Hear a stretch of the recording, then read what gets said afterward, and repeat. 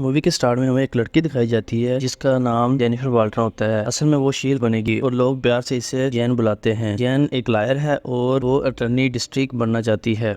जैन अपने केस की आखिरी दलील जुरी के सामने पेश करने की तैयारी कर रही है। इसके सामने उसकी बेस्ट फ्रेंड निकी और लायर पार्टनर डेनिस भी सामने खड़े होकर उसकी मदद कर रहे हैं और डेनिस केस की आखिरी दलील पेश करना चाहता है, पर निकी डेनिस को ऑफिस से बाहर निकाल कर जैन को केस के लिए बेस्ट ऑफ लक कहती है। ये केस कंपनी GLH के खिलाफ होता है जिसके पास पैसों की कमी नहीं और पैसों की वजह से पॉलिटिकल सपोर्ट और पावर भी है, और कंपनी की लापरवाही की वजह से बहुत से लोग जान चले गए और ना इन्होंने माफी मांगी और ना अपनी गलती। तो जैन और ज्यूरी मेंबर को यही समझाने की कोशिश कर रही है कि जिनके पास इतनी ज्यादा पावर होती है इतनी ही ज्यादा दारी बनती है। अब जैन निकी के साथ केस पर जाने से पहले बहुत जबरदस्त तरीके से बात करती है। सीन शिफ्ट होता है पास्ट में, जहाँ जैन को ग्रोस पैनल के साथ देखते हैं और स्मार्ट हल्क को हमने लास्ट एंड गेम में देखा था जहाँ उसके जाने के बाद उसके हाथ डैमेज हो गया था। तो स्मार्ट हल्क ने एक डिवाइस जिसके जरिए वो इंसानी रूम में रह सकता है बनाई। जैन अपने कजन के साथ एक रोड पर जा रही थी और वो अपनी आप बीती जैन को बता रहा था। अगली सुबह जैन की आंख एक कमरे में खुलती है, तब जैन म्यूजिक की आवाज को फॉलो करते हुए बेसमेंट में बनी एक लैब में आ जाती है जहाँ स्मार्ट हल्क काम कर रहा होता है। ये वही लैब है जहाँ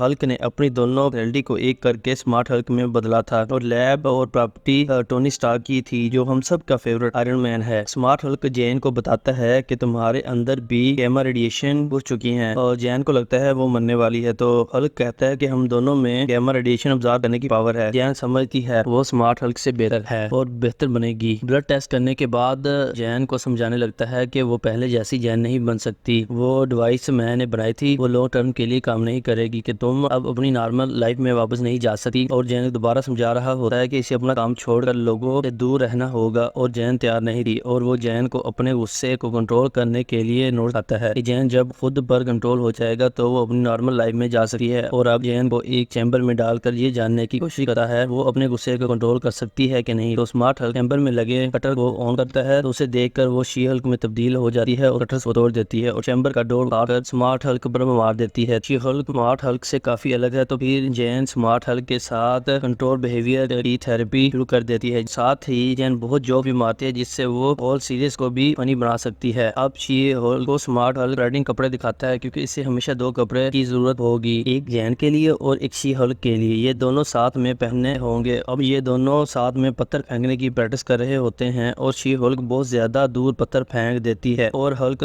बुरा मान जाता है और एक बड़ा सा पत्थर उठाकर बहुत दूर फेंक देता है। दोनों लंबी लंबी छलांगे मारते हैं जिसमें शी हल्क मस्ती भी करती है। धीरे धीरे से शी हल्क को कंट्रोल आ जाता है खुद पर। स्मार्ट हल्क शी हल्क को कहता है कि अगर वो अपनी नॉर्मल लाइफ में गई तो आम लोगों की जान को भी खतरा हो सकता है शी हल्क की वजह से। ये सुनकर शी हल्क नाराज हो जाती है। अगली सुबह जैन को नाश्ता देता है और फिर दोनों योगा करते हैं और फिर उठकर जैन वहां से निकलने लगती है और हल्क उसे कहता है कि तुम्हें अपनी पावर से लोगों की मदद करनी चाहिए, लेकिन जैन अपनी वकालत की पढ़ाई से लोगों की भलाई करना चाहती है, ना कि शी हल्क बनकर। जब जैन जानने लगता हल्क गाड़ी के सामने आ जाता है और जैन को जाने से रोकने लगता है। तब जैन गाड़ी से टक्कर मारकर हल्क को दूर फेंक देती है और हल्क उठता है और उसे समझाने लगता है और जैन शी हल्क में बदल कर हल्क को एक पंच मारती है और उसे वो छोटी बच्ची की तरह ट्रीट कर रहा था और फिर शी हल्क उसे मारती है तो हल्क शी हल्क को दूर फेंक देता है। शी हल्क लैब जाकर तेज साउंड निकालती है जिससे हल्क की भी हालत पतली हो जाती है। फिर दोनों में सुलह हो जाती है। फिर हल्क जैन को अलविदा करता है। तो ये थी गाइस जैन की शी हल्क बनने की कहानी। जैन बता रही थी कि वो वापस आने के बाद एक बार भी शी हल्क नहीं बनी, लेकिन जैन की फैमिली को पता था कि जैन शी हल्क बन सकती है। तो अब कोर्ट रूम में अपना केस लड़ने जाती है। दूसरा वकील जोरी को ये समझाने लगता है कि ये सब इस कंपनी ने जानबूझकर नहीं किया, तरक्की में कुछ हादसे हो ही जाते हैं, तो इन सब में इनके क्लाइंट का क्या कसूर है। फिर जैन अपनी आखिरी दलील जोरी के सामने पेश करने के लिए खड़ी होती है तो एक